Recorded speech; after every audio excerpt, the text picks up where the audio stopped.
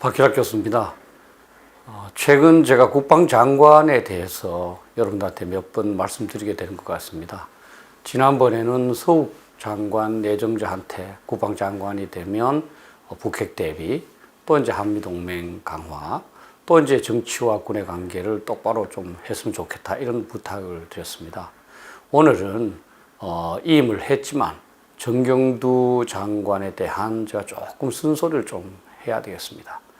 저는 쭉 이 대수장 활동을 하면서 정경두 장관의 그런 조금 미흡한 부분을 많이 봤습니다만, 이번 추미애 장관 아들 사태로 인해서 정경두 장관의 낱낱이 드러났다고 생각하기 때문입니다. 우선 제가 사실 정경두 장관에 대해서 굉장히 나쁘게 생각하는 것은 군을 정치의 시녀로 만들었다는 겁니다. 군은 정치에 무조건 복종해야 하는 것으로 만들었는데 실제 그렇지 않습니다. 이번 추미애 장관 아들 문제도 그렇습니다. 어떻게 휴가 날짜를 어기고 부대에 들어오지 않았는데 미기가 아니겠습니까? 그리고 어떻게 전화로 휴가 연장을 할 수가 있겠습니까? 근데 그것을 가능하다면서 여당에 얘기를 하고 국민들에게 얘기를 했습니다. 그건 삼척동자나 군에 갔다 온 사람 누구나 다 아는 당연한 상식을 이 장관이 자신의 어떤 입장 변호를 위해서, 또는 이제 현 여당 또는 이제 현 정부의 마음에 맞추기 위해서 그렇게 한 것 같습니다. 그것은 군을 정치에 절대적으로 복종시키는 행위로 우리 앞으로 우리 군의 나름대로 이제 군과 정치 관계에서의 균형에 굉장히 나쁜 영향을 줬다, 이렇게 봅니다. 사실은 제가 아까 말씀드렸습니다만, 우리 대수장 출범 자체가 군사 합의가 잘못됐다는 거 아니겠습니까? 근데 그부터 이제 사실은 우리 대수장에서 정경두 장관하고 면담도 하고 그랬습니다만, 상당히 실망을 많이 했었습니다. 우선 군사 합의서가 이게 군의 전투 준비 태세를 약화시키지 않는다, 이렇게 얘기를 했습니다. 말이 되겠습니까? 어떤 연유로든 간에 휴전선 근처에서 우리가 정찰 활동을 제대로 하지 못하면 당연히 군사 대비 태세가 저해되는 겁니다.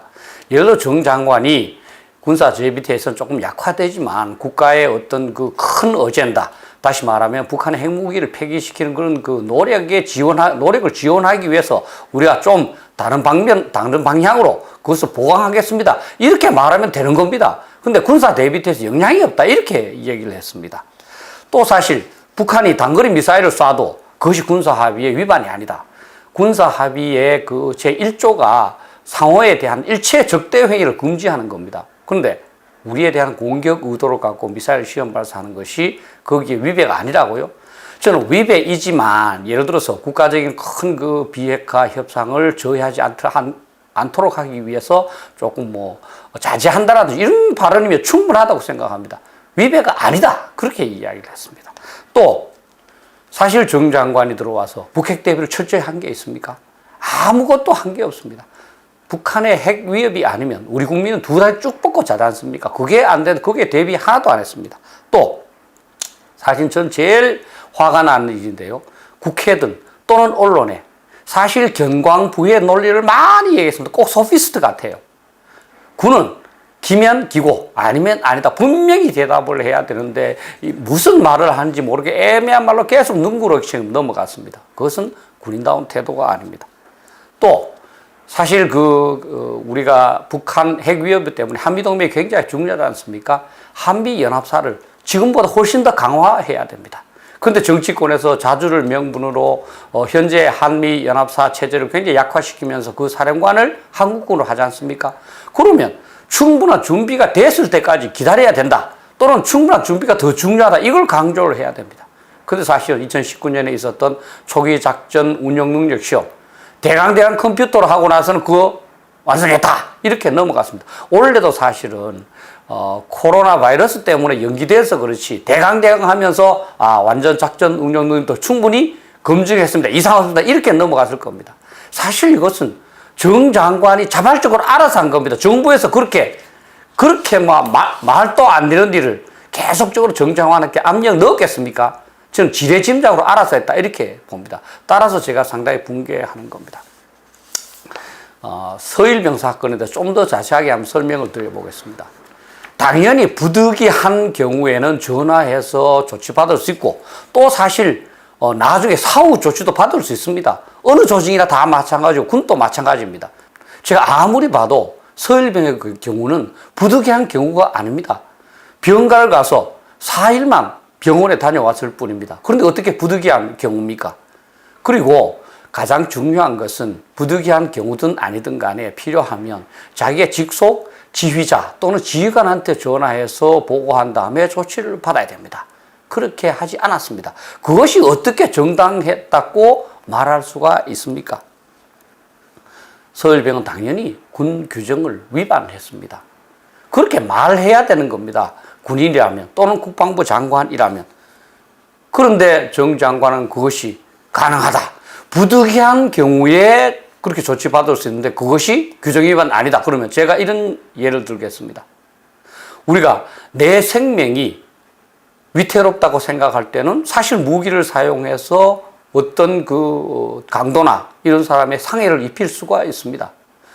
그 전제가 뭡니까? 내 생명이 위태롭다는 겁니다. 그런 전제도 없이 집에 들어오는 사람에 대해서는 무조건적으로 칼로 그냥 방어해도 된다. 이렇게 하면 말이 되겠습니까? 그 전제가 더 중요한 겁니다. 부득이한 경우라는 것은 천재지변이라든지 진짜로 걸어올 수 없는 그런 상황을 말하는 거지, 멀쩡한 사람이 전화를 해서 오늘부터 지금 연가를 연장하겠습니다. 말이 되겠습니까? 그거를 국방부 장관이 분명하게 말하지 않는 거, 이건 진짜 어떤 그 동기로 그렇게 했는지 이해하기가 어렵습니다. 그래서 국민들이 지금은 국방부가 아니다, 추방부다, 이렇게 비판하고 있는 거 아닙니까? 또 사실 야당 대표인 그 안철수 대표는 어제 그 수분에 걸쳐서 적나라하게 이 정경두 장관을 비판하더라고요. 얼마나 답답했으면 그렇게 비판하겠습니까? 근데 이와 관련해서 군과 정치의 관계에 대해서 제가 지난번 서욱 장관 때도 말씀드렸습니다만 다시 한번 강조를 하겠습니다. 이 헌팅턴이라는 학자는 군과 정치의 관계에서는 균형을 이루는 게 굉장히 중요하다고 그랬습니다. 왜냐하면 물론 군도 정부의 일부이지만 군은 그보다 더 중요한 외침으로부터 나라를 막아야 된다는 겁니다. 만약 정부가 외침으로부터 나라를 막을 수 있는 그러한 전쟁 억제나 전쟁 대비 태세를 약화시킨다면 군이 무조건 듣는 건 안 된다는 겁니다. 만약에 예를 들어서 대통령이 군을 동원해서 우리 국민들은 무조건 짓밟고 죽이고 감금해라, 그 말을 들어도 되겠습니까? 그래서 균형을 중시하는 겁니다. 그런데 그 조건이 있습니다. 하나는 군은 정치적인 중립을 엄정히 취하라는 겁니다. 그런 태도를 취하라는 겁니다. 그런데 정치는 군의 전문 영역을 인정하라는 겁니다. 군 나름대로의 그 어떤 원칙에 의해서 진급을 시키고 군 나름대로의 교리에 의해서 군대를 운용하고 그러한 필요성에 의해서 군사를 증강하도록 해야지 정치가 거기에 감나라 대추나라 해서는 안 된다는 겁니다. 그런데 여러분들 다 잘 아시지만 군의 정치적 중립은 분명히 보장되어 있습니다.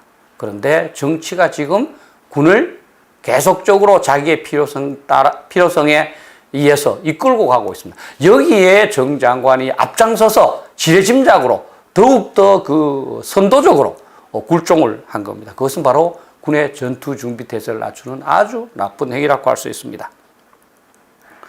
더욱 한번 우리가 생각해 봐야 될 것은 정 장관이 그래도 무난하게 국방을 유지했지 않느냐 이렇게 볼 수도 있습니다. 그런데 한번 보십시오.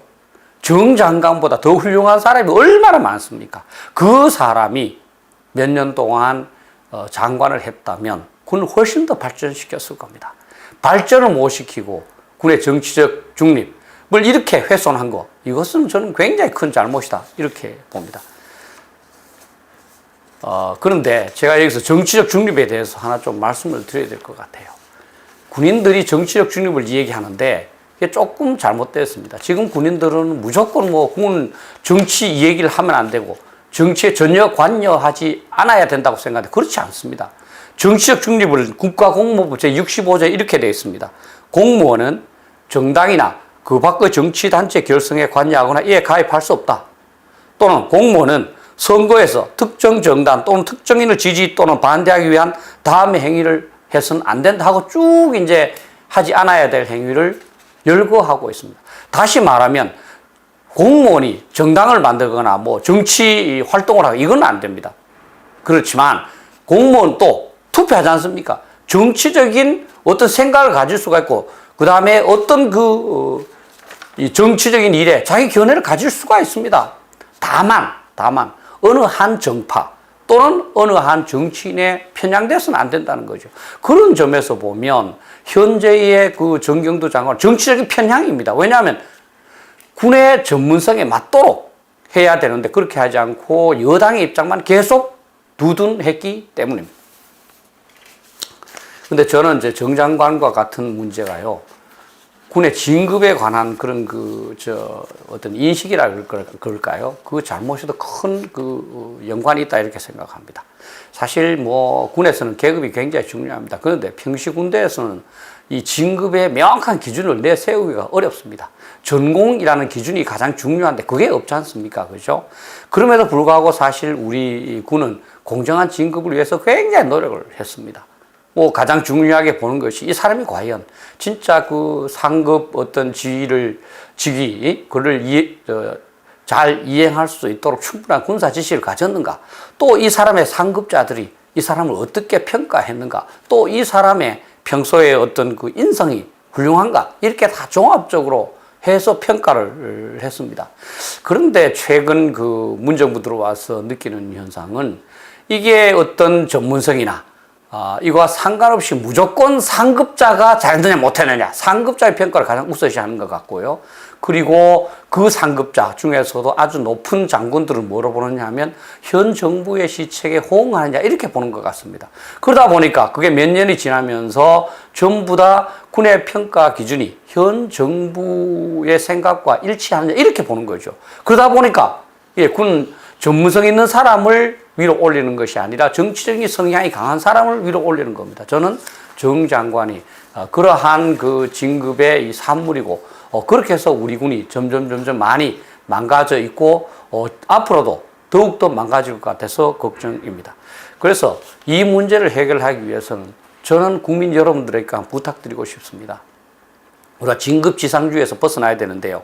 계급에 따라서 너무 군인 평가하지 마십시오.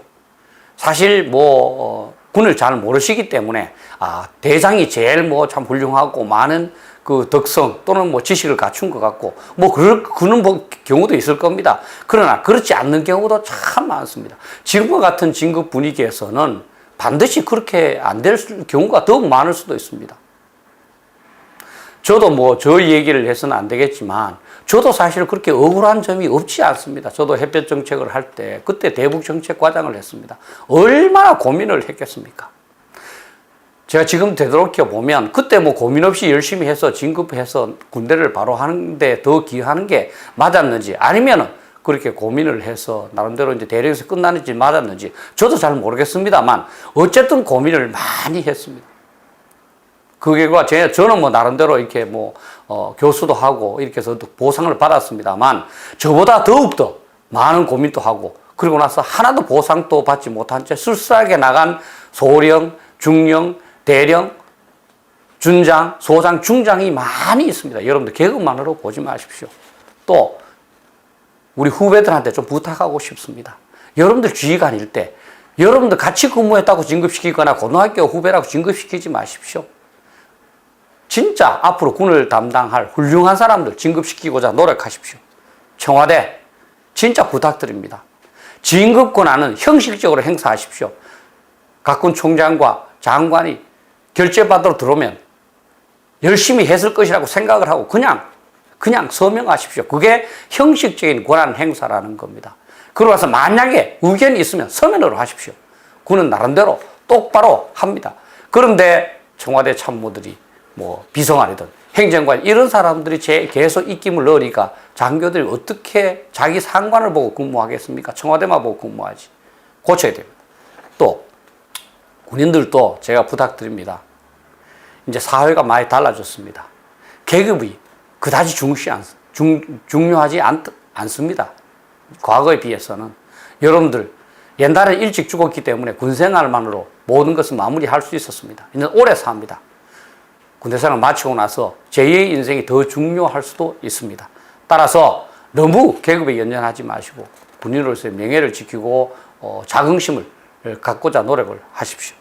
그리고 상급자에 대해서도 너무 계급만 높다고 해서 존경하고 뭐 이를 찾아다니고 이럴 것이 아니라 인격을 중심으로 훌륭한 사람을 찾아다니고 존경하고 그렇게 하십시오. 또 정치적 중립에 대해서도 우리 군인들한테 한 말씀드리고 싶습니다. 너무 정치 얘기 전혀 하지 않고 정치에 대해서 전혀 관심도 않는 거, 이게 정치적 중립이 아닙니다. 어느 정파나 정당을 지지하지 않는 거, 이게 정치적 중립을 유지하는 겁니다. 정치적 중립에 대해서도 정확하게 아시고 여당에 너무 지나치게 여당 말만 듣는 거, 이게 정치적 중립을 훼손하는 것이다 하는 것을 명심했으면 좋겠습니다. 그리고 정치적 중립을 보장하는 것은 여러분들이 자신의 직무에 충실하는 거, 있는 그대로 정직하게 말하는 거, 이게 정치적 중립이라는 거 명심했으면 좋겠습니다. 그리고 만약에 정치가들이나 일반인들이 어떤 청탁을 하면 그런 점을 분명히 말해서 단호하게 거절하는 거, 이게 정치적 중립입니다. 실제 군이 정치적인 어떤 압력에 저항한 사례가 적지 않습니다. 여러분 잘 아시지 않습니까? 뭐 여러분들 아마 기억 못 하실 수도 있겠지만 우리가 젊은 장교 시절에는 그 올리버 노스라는 미군 중령이 완전히 그 영웅이었습니다. 1986년에 있었던 일인데요. 이란을 이제 사실은 이란의 무기를 못 팔게 돼 있었는데 이란의 무기를 팔고 그 돈으로 사실은 이제 이 남미의 콘트라 반군을 좀 지원을 했습니다. 그것이 이제 대통령이 시켰다고 그래서 레이건 대통령이 곤혹스럽게 됐죠. 그때 올리버 이 중령이 자기들이 했다. 지금도 그렇게 하겠다. 자기들은 그 국가 안보를 위해서 그렇게 하는 것이 옳다고 생각했다. 이렇게 당당하게 얘기했습니다. 그래서 본인은 처벌을 받았습니다만 미군 사회에서는 굉장히 인정을 받아서 나중에 상당히 유명 인사가 되고 그 미 총기협회 회장도 하고 그렇게 했습니다. 최근에도 여러분들 아마 들어보셨을 겁니다. 이 알렉산더 빈드만이라는 그 중령이 이 트럼프 대통령이 우크라이나의 젤렌스키 대통령하고 전화하는 걸 자기가 직접 들었다. 근데 거기에 분명히 선거에 관해서 트럼프 대통령이 이야기했다. 이렇게 했습니다. 비록 이제 이 빈드만 중령은 이제 이 국가안보회의에서 이제 쫓겨나서 군으로 돌아갔다가 지금 전역을 했습니다. 중령을. 피해는 받았습니다. 그러나 이제 미군 사회에서는 그 사람 높게 평가하고 앞으로 아마 더욱더 좋은 경력이 그 사람을 활용하리라고 저는 생각을 합니다.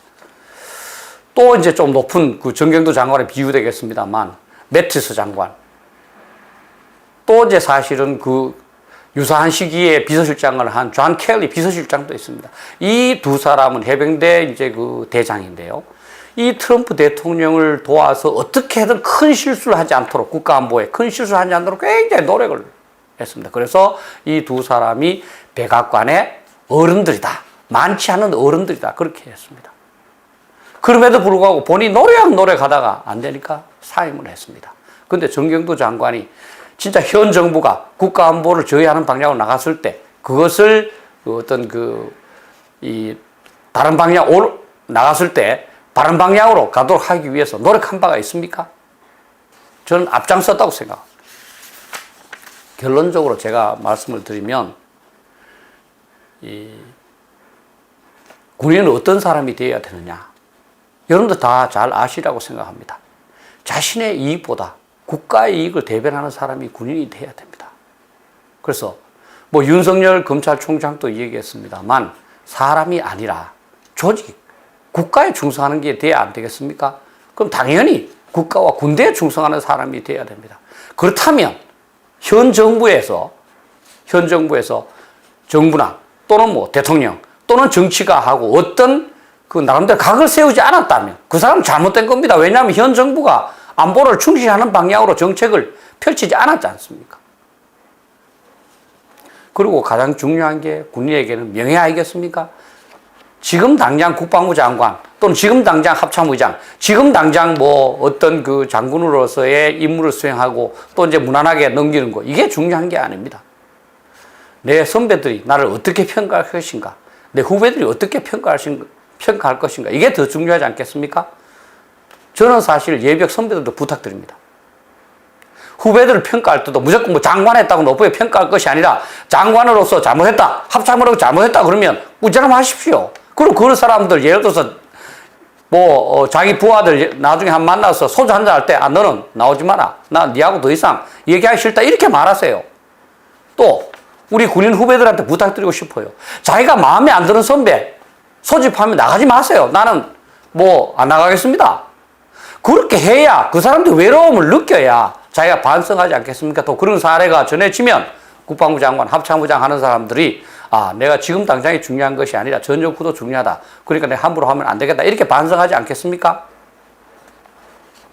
마지막으로 정치권에게 부탁드립니다. 추미애 법무부 정관도 자기 아들은 건드리지 않았으면 하는 이런 희망을 표명을 했습니다. 정치하시는 분들, 군은 건드리지 마세요. 군이 유사시에 여러분들의 생명, 여러분들의 그 아들, 손자의 생명을 지킬 그런 그 조직입니다. 이 군은 사후 이길 수 있는 군대가 돼야 됩니다. 그런데 서일병 한 명을 구하기 위해서 전화해서 휴가 연장해도 되고, 가출사는 그냥 대강대강 군대 생활을 하는 것이고, 이렇게 편마해서 되겠습니까? 그리고 정시기대가 그렇게 우리가 애써서 만든 그런 그 훌륭한 전통인데 그거를 한 사람을 구하기 위해서 깼어야 되겠습니까? 우리 현 세대가 이 대한민국을 나름대로 관리하고 그 다음에 이끌어가는 건 잠시입니다. 대한민국은 영원해야 되지 않겠습니까? 제발 먼 미래 우리 역사의 관점에서 자기 자신의 직책을 보면서 나라를 위해서, 나라의 미래를 위해서 권한을 행사해 줬으면 감사하겠습니다. 이상입니다.